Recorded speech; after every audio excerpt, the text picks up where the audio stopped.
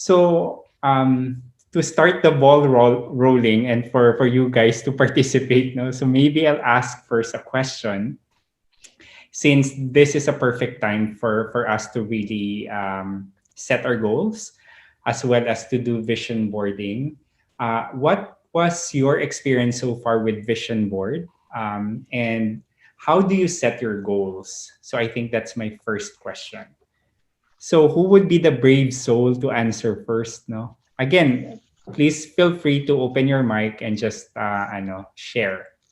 Well, what I did, Noel, last year, I did it with Shine and her group. Face-to-face Mm-hmm. pa noon, wala pang lockdown. So, concrete, talaga, no? Dala-dala kami ng materials, illustration Yeah. board.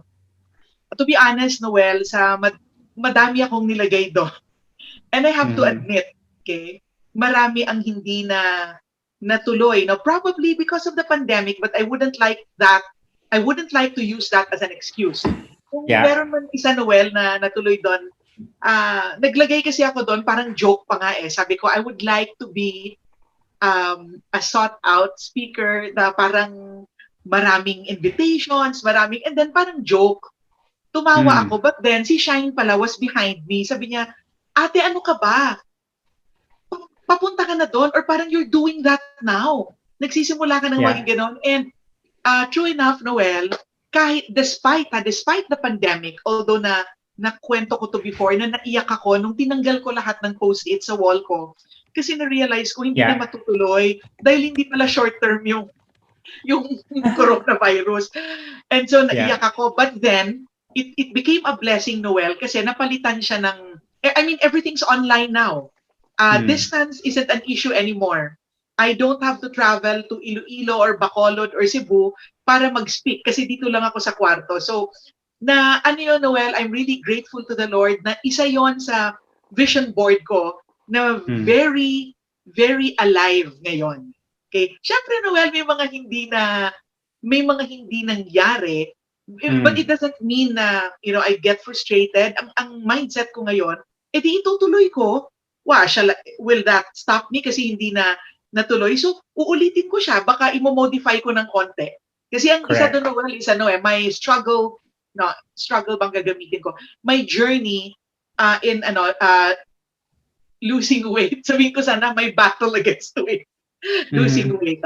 So, yeah, that's my sharing, Noel. Okay. So, Ate Claude, I think what I'm getting na very significant, no, and what I can also resonate as a person who does vision board is overwhelming, no, sometimes because ang dami-dami mong goals na Yeah. parang sasabihin mo pa paano ko kaya mapapagkasya to sa sa vision board, no? So, I think that's a good observation. Who else yung gusto mag-share? Actually, last year to na goal. Tawag dito vision board. I did this along with Paula, with Leslie, with Janae, I think, basta before nagkagulo, Feb or end of January. Siya, so, walang natuloy dito. Wala yung weekend adventures. Yung goal nga, vacant pa siya. So, itutuloy ko to this year.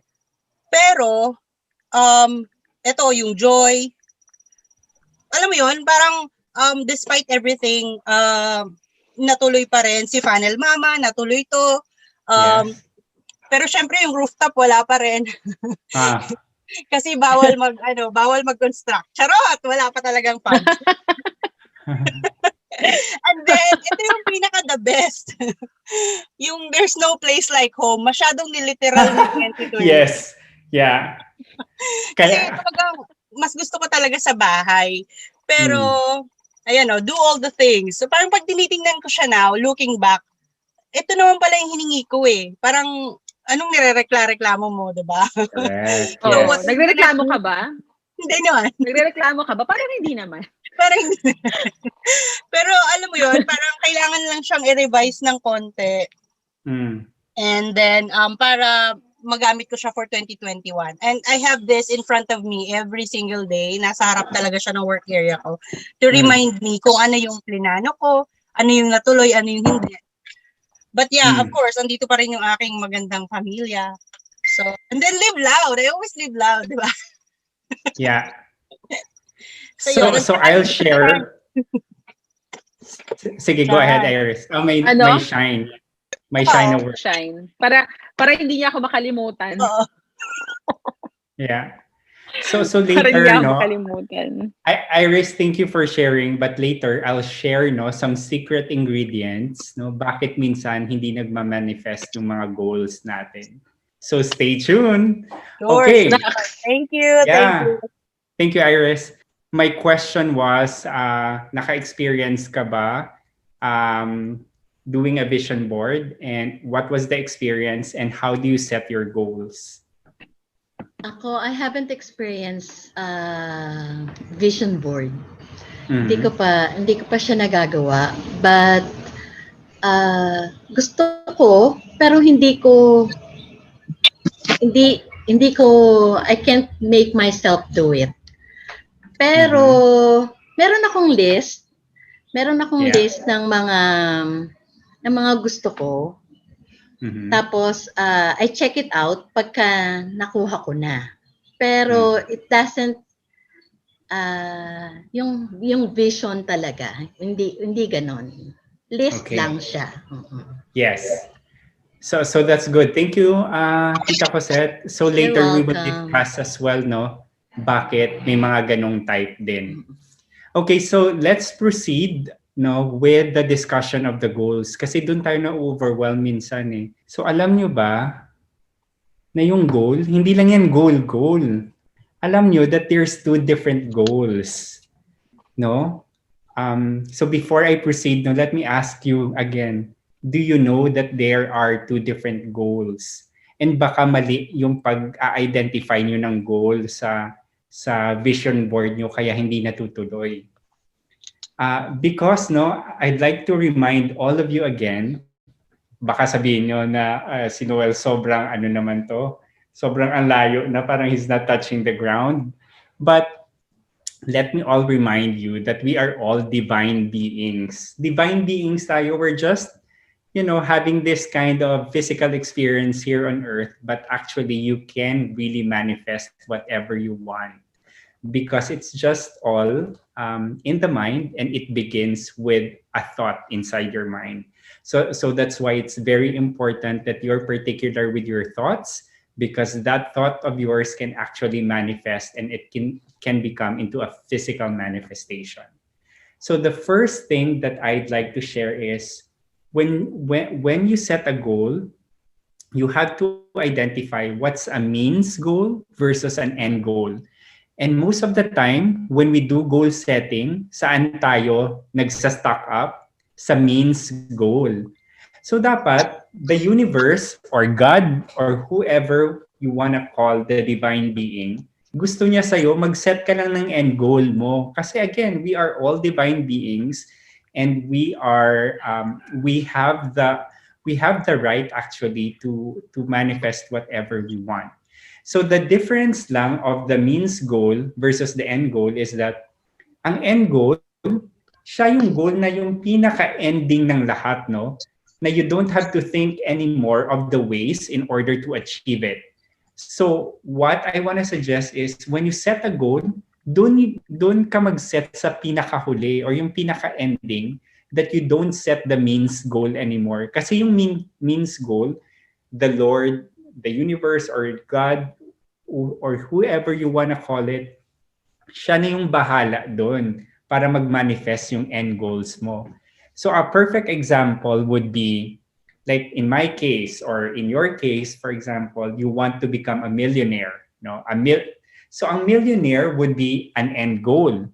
Pero yung means goal na yan, means goals sometimes we're very, doon tayo na sa stock up kasi we place mga goals na, okay, for me to become a millionaire, dapat magsa-start ako ng negosyo.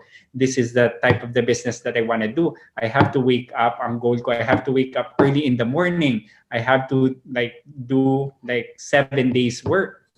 So yung means goal, because that it's too tedious, minsan, doon ka na sa stock up and it's developing a negative emotion or friction within yourself na minsan nagko-cause na hindi magma-materialize yung goals mo. So dapat dun ka sa ending and you let the universe just bring it to you. So who in the group can, for example, so mag-workshop tayo ng very, very quickly lang. Let's set, for example, and let's identify mga means and end goal, no? Para at least you will know na pag nag-set ka ng goal, for example, end goal pala yun and it's not really a means goal. Who can participate or who can tell one goal, and then let's identify whether that's a means goal or that's an end goal. So ang end goal normally would just, it's more of like it's more of an emotional feeling and it's not a rational feeling. Kasi once you have your mind set into it, nagmi-means goal yan kasi nagra-rationalize ka on what to do. Pero when you set an end goal, parang feeling yan na overwhelming na sometimes you don't even know if it will happen, but there is a possibility that it will happen. Di ba may sinasabi sila minsan na BHAG or big, audacious, mga ganyang goal? Yes, that's an end goal. Kasi parang feeling mo, oh my God, kaya ko ba yun? Pero that's an end goal because it contradicts your rational mind kasi it's more of the emotional mind or your emotional intelligence doing it. So you mean, Noel, parang yung goal mo should actually be big enough that it scares you. Yeah. Or big enough as well. Let's avoid a negative word. Big enough that it overjoys you. Oh, parang it overjoys you na parang, oh my God, totoo ba to? Like, for example, no? Again, being a millionaire, because that will help a lot of people. You feel that can be like a way for you to help and become a significant person helping other people. So that's an end goal. So bahala na ang universe or ang Diyos kung paano kanya magiging milyonaryo. No? Hindi na siya step by step.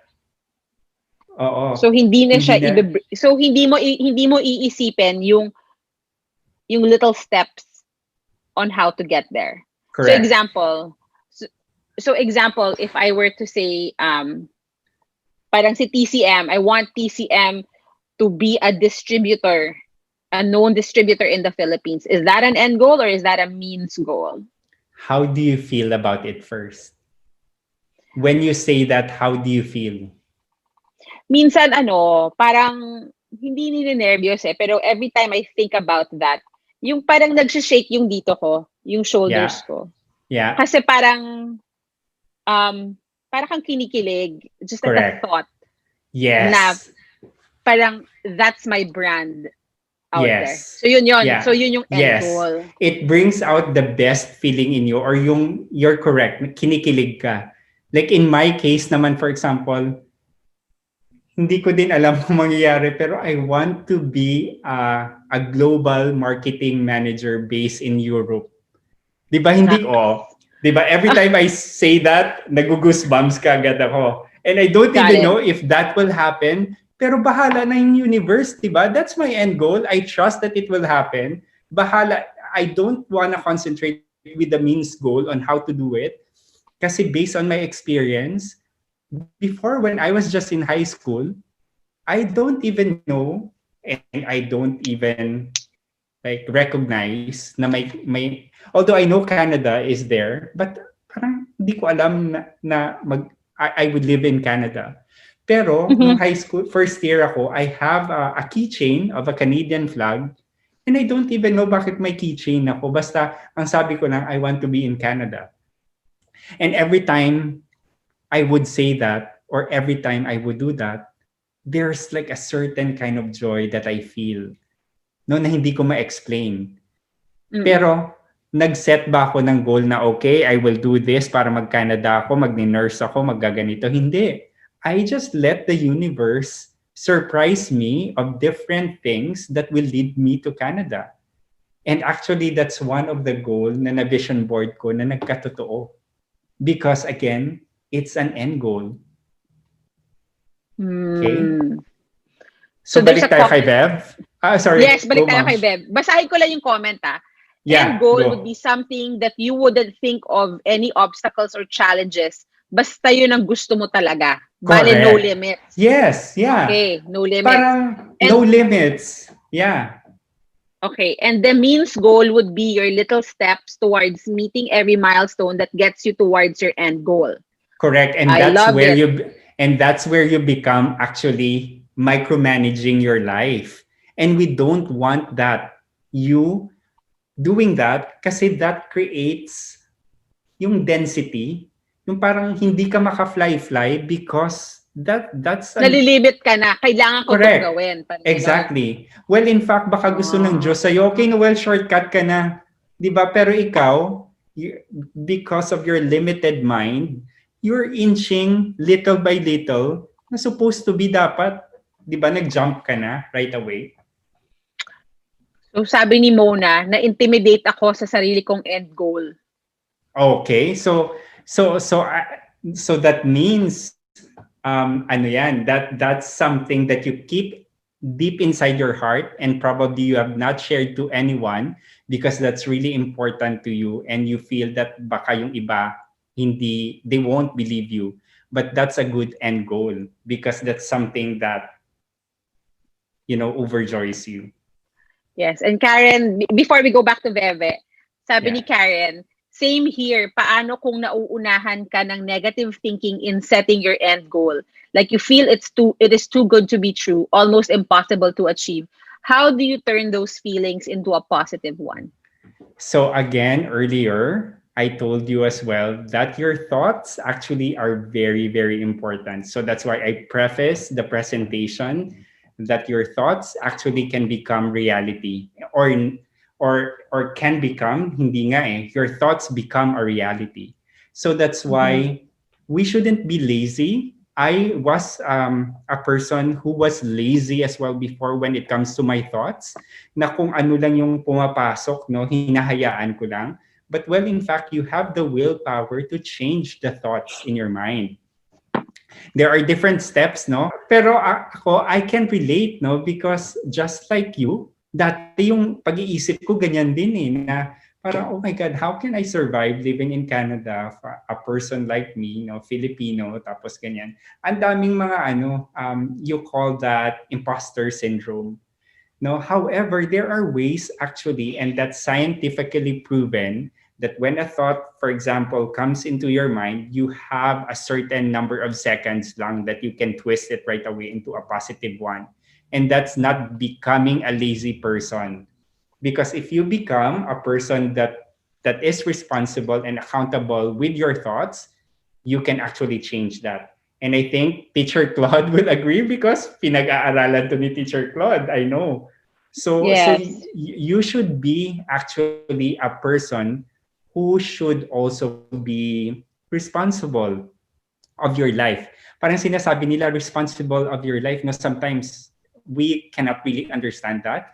But personally, in my opinion, being responsible with your life actually starts by being responsible of the thoughts actually that you place in your head. May comment si But Veve dito. yeah. Sabi niya, neuroplasticity, we can rewire our brain to think differently. Yes, Dr. Joe Dispenza. That's really, Dr. Joe Dispenza is one of the masters and one of the like teachers or mentors for neuroplasticity. He, if I'm not mistaken, was a neurosurgeon, and he got into a very bad accident that most of his medical doctor friends told him that you cannot stand or you cannot walk anymore. However, he defied that, and he actually have changed his thoughts into a more positive one, telling himself, you know what, you have the willpower and your thoughts are very important. Now he can stand. He's in a very good shape, and he is now going out and telling people that you can actually change your mind or thoughts. Neuroplasticity, yeah, that's correct. Yes, I think that, kasi sinasabi nga, di ba, parang, watch your thoughts, they become words, watch your words, they become actions. Yeah. And you're right. And I remember you told me this early on in our friendship na parang you have to be careful of what comes out of your mouth. Na hindi siya negative. No, if you have to, if you want to say something, turn it around so that it's more positive. Kasi nga, whatever comes out of your mouth becomes a reality. No? So let's now go back to Bebe. I'm so sorry, Bebe. I think I interrupted you. Ang I'm ganda so na, sorry. ang ganda kasi ng conversation, and actually I really enjoyed this conversation, no? Kasi your thoughts and your emotions actually are very, very important. And I think more than ever, this is, I think, the most important life on earth, no? That we should really be cautious about this, because it's really proven that it can actually manifest. Okay, Bev, sorry, Yes. Bev. Go ahead, Bebe. So gusto lang natin as a group, no, kumuha ng example ng goal, and then we will identify whether that's an end goal or a means goal. Napag-usapan kasi namin yesterday, yung sa session, visualization of future self. So I placed there, yun nga, parang 5 million peso in 2026. So is that an end goal or a means goal? So ako din sasagot, di ba? But I'll ask you first. How do you feel when you say that? I feel I'm crazy. I don't know how I'll be able to get that, but I see myself having that in my bank account in 2026. Though I have parang small bullets na I'll get it from my side hustles, my savings, etc. Pero I don't know where I'll get that. But yeah. Perfect, Bev mo. No, that's, I think, a very, very good example. Kasi gumawa ka ng end goal, pero meron ka ng mga buffer na means goal. Na parang sinasabihan mo yung universe, ay, parang hindi ako nagtatrust sa'yo, kaya eto na yung mga preliminary ko na small steps para at least ma-reach ko talaga yung goal. But you know what, based on my experience as well, when I set the end goal, no, that's why may sinasabi sila na you should be present, no, every day. You should not be looking in the future. Worst is you look at the past, because that's gone already. But just be present. Kasi when you set your goals or your end goal, no, you should listen to your gut or intuition. Kasi there would be time, and again, I'm having goosebumps.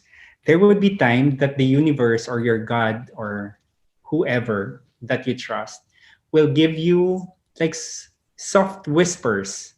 We call that intuition. Na sometimes di mo alam pero parang gusto mo lang gawin. And you'll be surprised, again, that will lead you to your end goal. And I have experienced that with my end goal as well in Canada. Na when I've applied, actually, hindi ako nakapasa. Pero may mga whispers, may mga intuition na sinunod ko lang. And then all to find out, ang ending, pumunta pa rin ako sa Canada. So I think Vev's example is really good, because I think that's really, really normal for us humans, no? Na may mga talaga tayo, meron tayong yung parang contingency plans that sometimes kung ikaw yung Diyos, no, you'll be offended kasi sasabihin niya, Bev, parang wala ka talagang trust sa akin, no? Kasi nagko-contingency fund ka, contingency plan ka, no?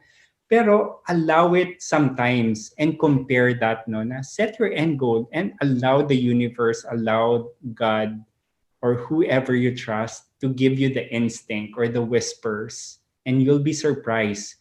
Kasi that's where you will feel and realize as well na, oh my God, there's miracles talaga that can happen. When it comes to putting yung parang, di ba parang sinasabi, at least sa office, dapat daw SMART goal. Meaning may lalagyan mo ng date, right? Pero we also have this parang, I don't know, stoicism or parang mga philosophies that, hey, free yourself from those parang stresses. Correct. That's not important, etc. So medyo lang ako, torn between putting parang a deadline for me to get my goal or end goal, Yes. or just go with the flow. Kasi, Yeah. di ba, pag may date kasi, it stresses you out eh. Di ba? Yes. So, pa-help naman So, ako. yeah. Well, that's a very, very good question, no? Kasi, again, no, I just turned 40 last month, December. I felt as well that in my 40 years, no, I've experienced mga ganyang question, no, sa life na ano ba talaga mag-set ng goal? Kasi there's this teaching about smart goals, lalo na sa corporate life. And then there's this another teaching naman na nagsasabi na let go and trust the universe, pero parang you feel that it's so irresponsible as well to do that way. Pero you know what, again, based on my experience, it's a combination of your mind and heart. Now when you set your end goal, for sure you use your mind, you craft that thought, pero again you go back to your emotions there. When you set that, for example, and then you feel na parang hindi ka naniniwala, do you think that will come true? So again, double check your emotions, because if you feel that, oh my god, hindi, parang meron tong there's a room that I can really I can really manifest this. So for you to know whether that goal is in sync with you is to touch base again with your emotions. If you feel negative about that, then that's not really aligned, because that's yourself telling you as well na, hey Beb, it seems like that's not really aligned because I'm giving you this kind of feeling. However, if you feel like really so good about it, there's no really friction that you feel, then that's your higher self telling you that, Beb, I think we got this. It's really aligned with our goals. So check with your emotions as well. Love it. Noel, Thank you. there Oh my God, there are a nagiging few guru questions. na ako dito, ah. Oo nga. Thank you. Yeah. So yung question ni Kat Trisena, yung mentality ba na just go with the flow is okay? We'll wait for Noel to answer that. But Richard has a good question. Once you reach your end goal, then what? Make another end goal. Sa akin, no, I feel that hindi man every day, pero as you live life, I think you have, um, as you grow as a person, you will find that you have new end goals that come about.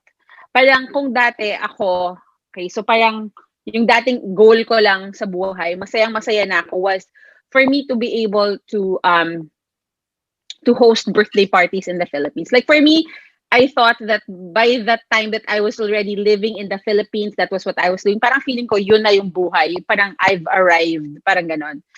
But those things changed eh. Where's Noel? Noel, are you back in?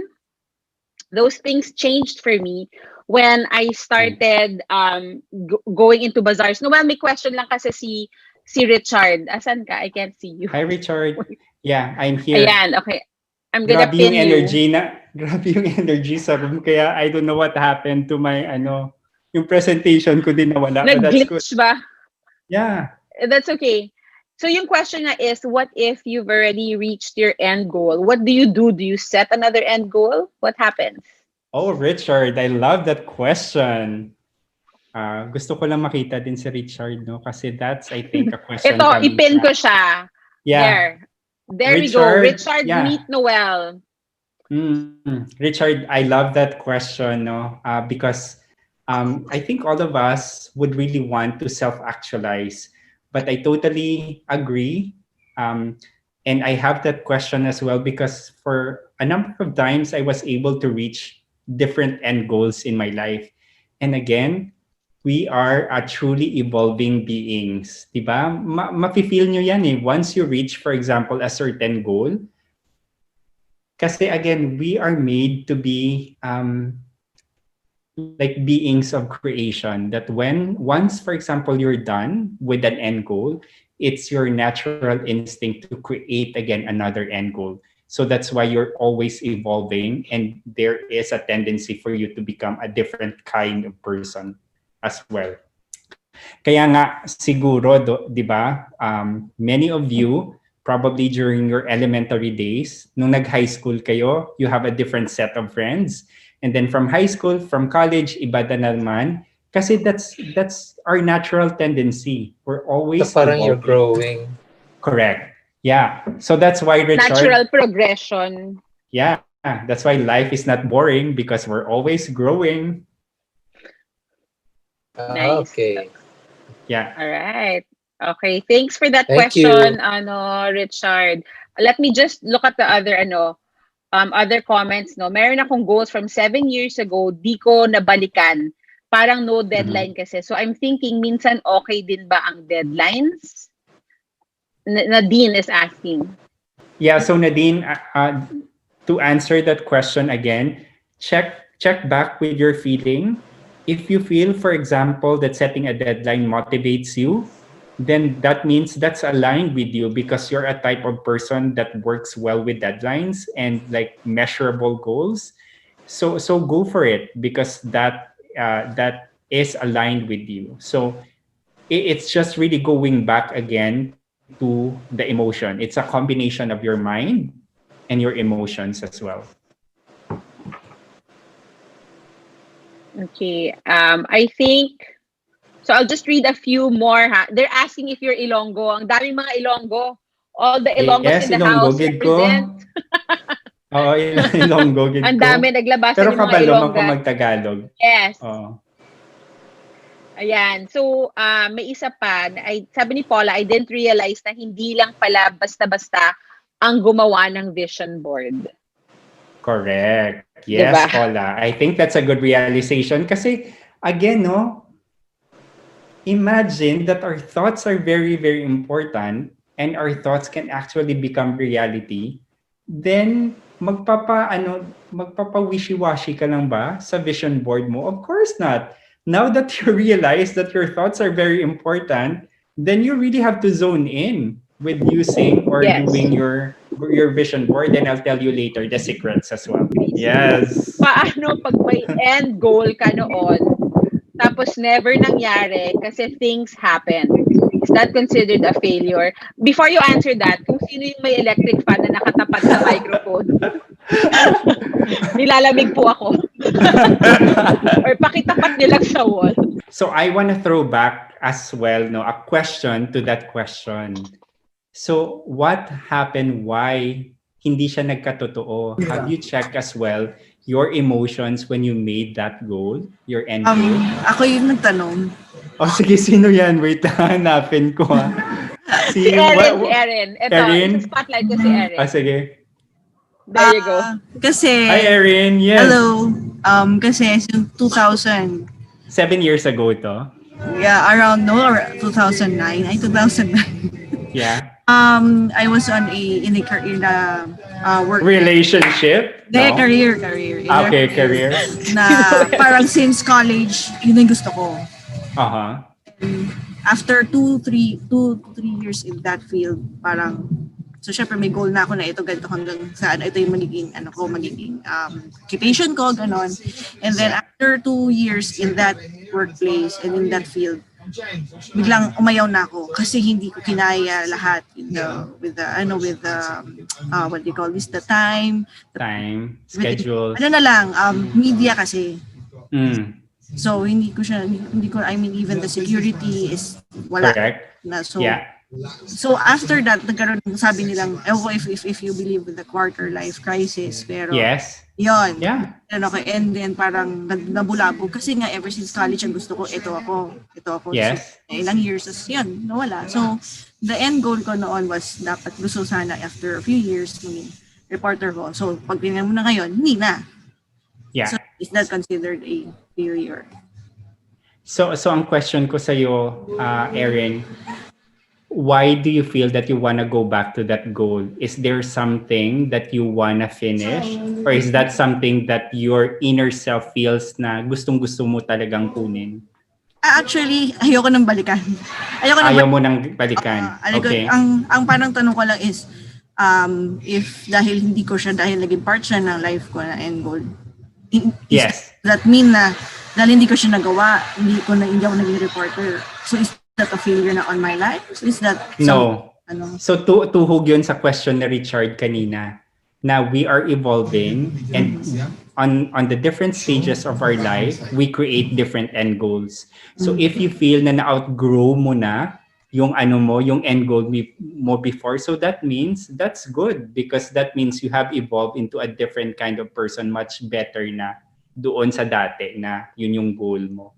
So I think you should be grateful because you're continuously evolving and you don't feel negative anymore looking back to that end goal. My God, parang nagiging career counselor na ako ngayon dito, ha? Pero Shine, I think yan. Yes.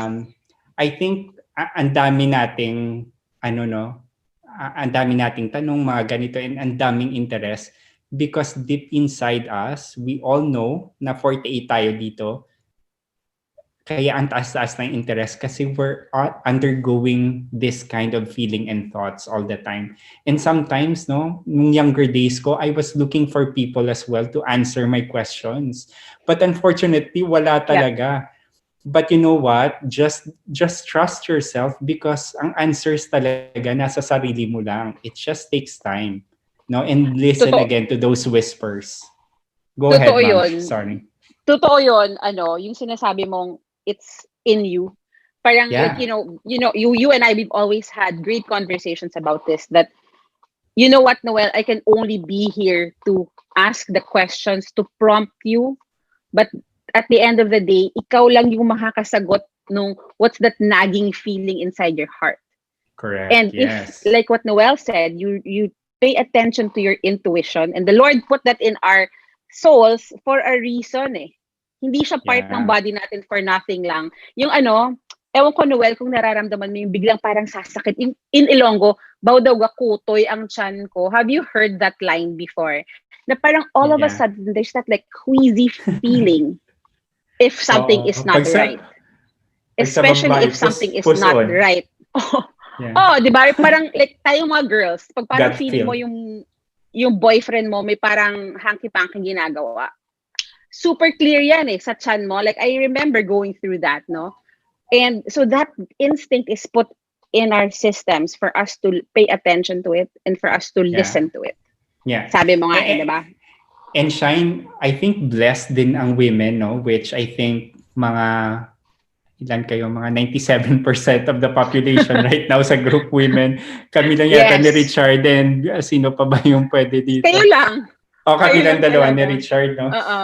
Pero you know what? Ako, pinalaki din ako na parang sinabi sa akin na you should not really trust your emotion. Especially for guys, no? You should not recognize your emotion because that's a weakness. And it took me more than 30 years, no? For me to realize that emotions are very important. And the reason why binigyan tayo ng Diyos ng emotion, no? Because that's His way pala, or that's her way of telling ourselves, no, whether something is aligned with us or not aligned with us. So it's never a weakness, but it's actually a gift that we have not really, utilized and really maximized. Yes, that is so true. Before we move on to our next... Yes, let's move on. Sorry. Yes. Slide. I just want to read some comments. Yes, before we move on to the next slide. I just want to read some comments. Very valuable contribution from everybody in the group, no? So, Nacy says, my vision boards actually change then with the changes that happen in every different personal milestone in my life or when God shifts my direction. Very true. Nadine says, thank you, pero nabalikan ko na now kasi nakapag-reflect ako nung lockdown. O yun. Okay. And then the Ilongas are all in the house. Can we say na hindi siya failure? So I think Paula is replying to what Erin said, and I like it. It's not a failure, but it's a redirection. Correct. Right? And also Catherine says, it's not a failure because you don't want that goal for yourself anymore. Totoo. I think it could be because you grew out of it, di ba? Yung wag na tayong lumayo, di ba? May mga puppy love kayo dati. Bakit hindi nyo na siya love, di ba? Because again, you've outgrown. You become much more better version of yourselves. True. And you want something you want someone better, right? Yeah. Asan si Iris? Parang si Hyunbin, siya talaga yung pinaka-end goal. Siya yung gusto mong ending, di ba? Okay. Oo. Pero ang dami ding may end goal sa ganyan Iris eh. So, so yun lang. Doon tayo sa realistic. Okay. So, so we have good, ang ganda ng topic, very interesting. Thanks, Shine, for inviting me. You're welcome. Okay. I also don't make a vision board, and this encounter tells me that making a vision board will inspire us. Absolutely. Yes. I totally agree. Sabi lang ni Karen, a no or what we feel like is an unanswered prayer or an unmet goal is not a failure or a rejection. It is merely a redirection to guide us to the path where we truly need to be. That's so true. And then from Desmelin Tomas, how do you resolve or balance the conflict feeling na sobrang fight ka ng fight for your goals, tapos minsan parang ang dating hindi ka masaya or kung ano yung meron, hindi ka masaya sa kung anong meron ka na? Magandang point yan. Magandang question yan. Pero pwedeng mamaya mo na sagutin. Pwede na, yeah. But I think the question answers the question itself. Kasi hindi na nga siya masaya, di ba? So dapat i-change na yung goal niya. Yes, yeah. Kasi again, trust your emotions. Andun na yung answer sa question Gusto mo. ko yung ginagawa mong binabalik mo lang yung question. Well, kailangan kong matutunan. Para napansin ko, I will throw it back to you. Okay, so continue on your next slide. Because again, because again, the answers are just within yourself. It's not in myself. It's within yourself. Okay? Right. Okay. Now, so clear na tayo sa end goals, means goals. So sana, sa vision board nyo, bigyan nyo ng napakatinding end goal yung andyan. Tapos trust God that it will happen and it will really happen. Okay? Now, let's move on to, so ngayon, paano mo isi-set na naman yung goal? Kasi ang daming goal, no? Anong areas ng life mo? Kasi, again, sinasabi na naman sa atin, no, nung maliit pa tayo, na hanggang ngayon may influence sa self natin. Pag successful ka sa career, then ang love life mo magsasuffer. Or successful ka sa love life, hindi ka successful sa career. Bakit ba hindi pwede na successful sa career, successful din sa love life, di ba? Kasi pwede namang mangyari yan. So here are the different areas, no, ng life ninyo that personally, my goal is divided into this. So again, nung naset ko na yung goals ko, na end goal, I want my goals as well to touch different aspects of myself. So I divided it into 3 different columns. So the first column would be the goals or the end goals that I want to enhance or enrich my experiences. And then the second would be growth area, because we want to, again, keep on evolving. And the last would be, how do I transfer? Oh, there you go. The last would be contribution, because again, and for sure, these are sa contribution na part, you will feel this, na every time that you help someone, you feel different, you feel positive, because you're giving like a significant difference to someone else's life. So kung medyo confused kayo kung paano ilalagay, this is my suggestion, and this had been my my how I compartmentalize my different end goals. So sa experiences, andyan yung love and relationship. So I also want to suggest, that when you do this, you just give yourself as well like a time limit. Kasi once, for example, you really put your focus into this, again, ang rational mind mo gagana na naman, and then you will feel again na very meticulous ka na naman.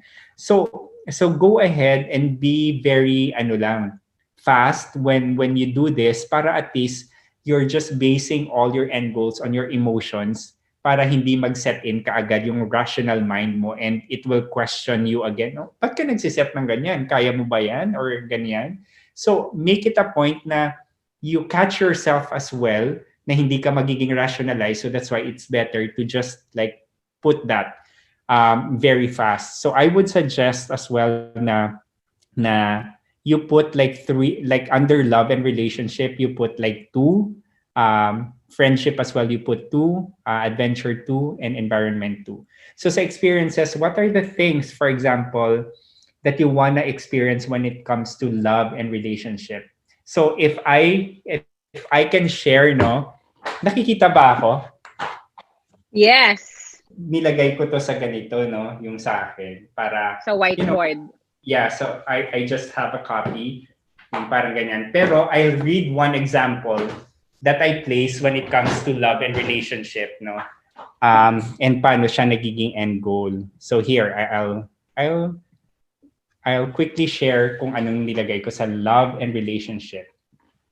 So sa love and relationship, nilagay ko, truly believe that I am enough, lovingly embracing my authentic self without depending my happiness to others. So that's my end goal sa love and relationship na nilagay ko. So it's really like the end, no? And then you let the universe again allow kung paano niya or paano mo i-experience yung ganyan. Sa friendship, nilagay ko one example, gentle, kind, light beings and faithful closest friends that brings out the best of each other and can become business partners. Yun yung mga nilagay ko. So let's go naman sa growth. So sa health and fitness, nilagay ko naman dito, an athlete, toned, muscled body, living healthy till 100 years old plus with youthful glowing skin with abs and muscles. So yun yung nilagay ko sa health and fitness. So with intellect, you also place your goals there, spirituality, and skills. So one example sa skills na nilagay ko, graduated executive MBA with the highest honors in marketing that opens opportunity in Europe and to be a global European vice president for marketing. So yun. So contribution, you can also place 2 points on your career, creative life, family life, and community. So one example I placed in community is always having giving back programs to communities that all my businesses is related, helping foster cooperation, diversity, celebration of love, and inspiration. So Noel, these are the guidelines that they should use when they create their vision board. Yes, para at least we touch all the different aspects of your life and hindi lang siya focus. Minsan kasi I have tendencies before na ang vision board ko pala parang hindi holistic. Parang nasa career lang lahat. This one, it touches all the different aspects of your life. Nice. Yeah. Nice. So this is my last slide na. So here would be the tips. Now that you know your end goal, you know the difference between the means goal, and you've set as well the different aspects that you can put the end goals of your life na hindi lang career, but it encompasses different aspects. Here's a different way on how to vision board. So make it a point to set a time. Make it a point na when you do your vision board, you should be feeling good while doing it. Tapos dapat when you do it, coherent ka, yung mind and your emotions are the same, hindi yung nagko-contradict yung dalawa. I also suggest that you involve your senses. So that means kung kanina si Tita Cosette nililista niya lang, it's good also that when you do your goals, put like photos. If you can put scents as well, or while doing it, you play a lovely music na gusto mo, para you involve all your senses when you're doing it. So personally, in my case, I keep my vision board to myself because sometimes when people see it, and sometimes their energy probably doesn't believe in my goals and they have doubts with my goals, that can affect as well the manifestation of the goal. So for me, I would love just to keep it, and it's only me who can really see it. And if in case no all my goals materialize, then that's the time I share it to people. And then the last would be let go and let God. So normally, if I do my goals, there like I've done mga vision boards before that I really place that sa table ko every time that when I wake up I see it. But now I'm comfortable na I'm placing my vision board, no? I spend like half day doing it, involving all my senses. And then right after I keep it so that I forget about it. So that means I've let go about all my goals and I trust the universe or God that it will just happen. And then you'll be surprised you revisit that after 5 years, lahat nagkatotoo na. And then at that time, don't forget to PM me and said, "Oh my God, Noel, all my goals really came true. Cheers to that." Thank you so much, Noel, and thank Thank you you, for Shine. just awakening that kilig factor in our goal setting experience. So thank you so much